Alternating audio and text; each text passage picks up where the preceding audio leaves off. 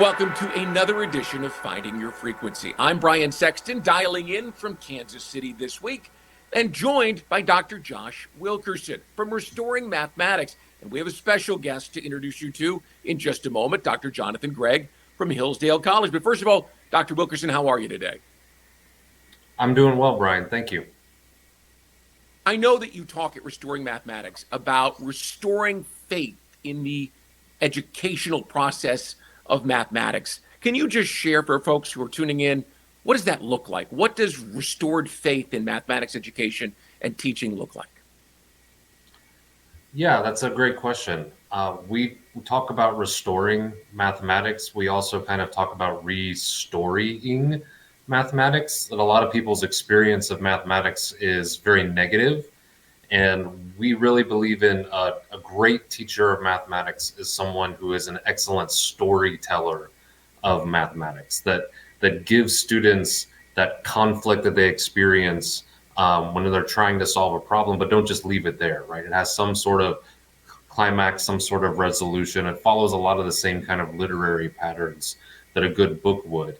And just in the same way that a good book in the hands of a dull storyteller can become lifeless, a lifeless book in the hands of a good storyteller can be magic. And so for teachers to really kind of embody that sense of what it means to teach math from within their own personal kind of understanding and experience of it, rather than just relying on a curriculum.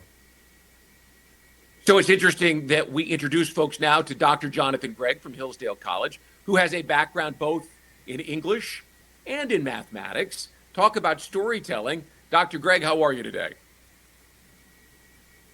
I'm doing fantastic. Thanks for having me on. You've just heard Dr. Wilkerson talk a little bit about restoring mathematics and faith in mathematics education. Care to weigh in on that? Yeah, I think Dr. Wilkerson's really got the right idea where our mathematics teaching and learning across the country is desperately in need of some life, and trying to look for some places where we can infuse life into it. And I think if you look at some of the way mathematics has been understood throughout history, the way the ancients understood mathematics, there was that life that was present, and so they saw things differently. And part of it's because they had it connected to story, connected to culture, connected to worldview. And so I think he absolutely has the right idea about, if we're looking for places to infuse some life into our math teaching and learning, going back to the classical sources is a really good place to turn.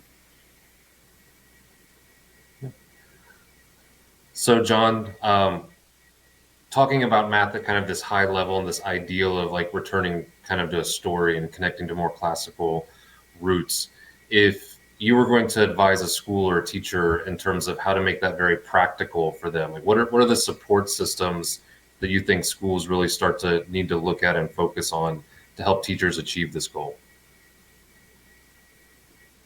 Yeah, I mean, if your goal is to tap into some of the real history and drama and human questions that surround mathematics, big questions like, what's the difference between something that's real and something that's not real, where you get into real numbers, or what's the difference between problems that have solutions and problems that don't have solutions. These are human questions that mathematics has something to offer, that spawn mathematics, that get and that end up being really interesting to students, where students start to become captivated by these questions.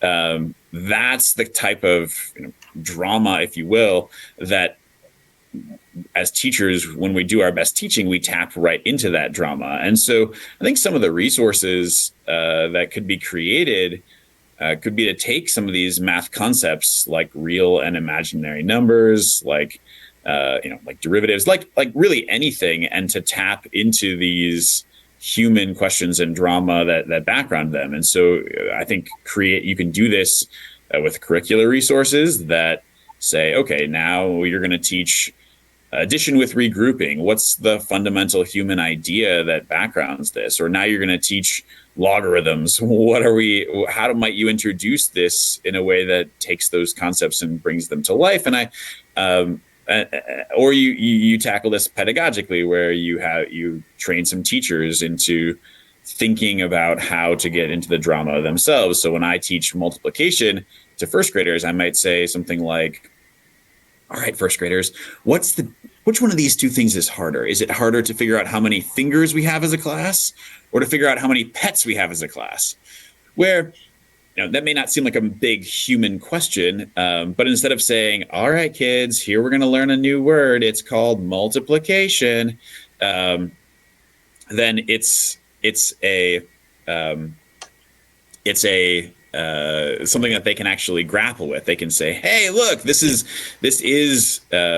multiplication is woven into the fabric of our cosmos. And you're never going to first grader to actually say that, but they're definitely going to be more animated by that question than just a sterile, all right, now we're going to learn a new word, kids, type teaching. That's great. I know you've spent some time recently on a project to really kind of flesh out some of these ideas and develop some standards. We're always talking about standards in education, and oftentimes with some classical modes of teaching, we kind of disassociate that with state standards or national standards. But you've embarked on kind of a project to kind of blend those two things together, if you'll talk about that. Yeah, I think if we're going to make some big changes in our mathematics teaching and learning, those should start from the top down. And so I recently undertook a project with some people from Freedom in Education, as well as the National Association of Scholars, to rewrite a set of pre-K to 12 math standards. We used some of the sources that we think are good, some of the things that have been done in the past, and math itself tends to be pretty timeless, which is really lovely. But just trying to articulate, here are the kinds of things that we want our students to learn.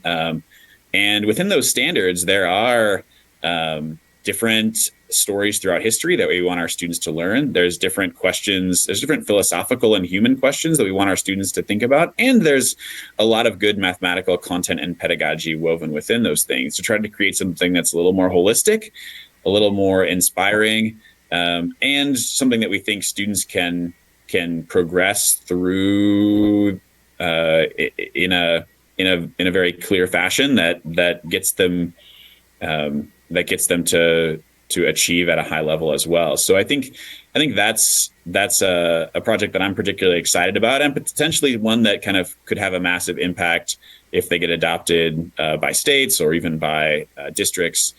Those types of things can start to have a bigger impact than just making changes at a local school level.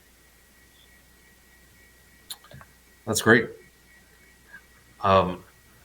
So if you had to give one final kind of parting words of wisdom out there in terms of math teachers that find this video and they're listening to it, what's one thing you would tell them to just start doing right now in their classroom? Yeah, I think one of the biggest things to recover in a math classroom would be the Socratic method, which sounds really intimidating. Do I have to pretend like I'm in some sort of Greek forum or something like this? And I think that's not at all what you have to imagine with the Socratic method, but it's teaching where you're trying to begin with wonder, and consistently ask students a set of questions. So instead of trying to walk in and just tell students exactly what to think right at the beginning, it's trying to pose a big question that students can start to grapple with that then ends in some sort of a formula. So, if I'm teaching what a logarithm is, I'm probably going to walk up and put on the board 2 to the x equals 13 on the board and let students grapple with it, let them try to come to some answers. And then I'm asking a bunch of follow-up questions where I'm saying, is the answer bigger or less than 3? Why is 2 to the x equal 13 difficult, but 2 plus x equals 13 easy? And so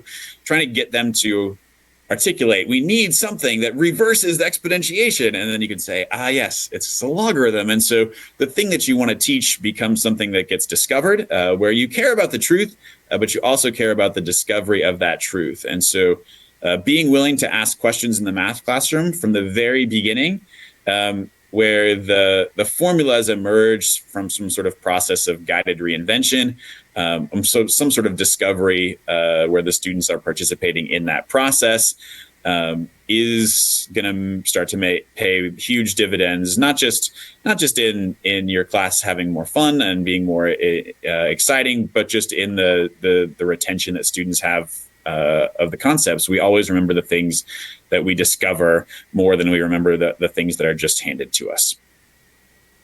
Dr. Jonathan Gregg from Hillsdale College. You can find more of what he's doing in mathematics and education at hillsdale.edu. And of course, Dr. Josh Wilkerson at restoringmathematics.com. Gentlemen, thanks so much for joining us on this edition of Finding Your Frequency and the Daily News Network. And we'll see you soon.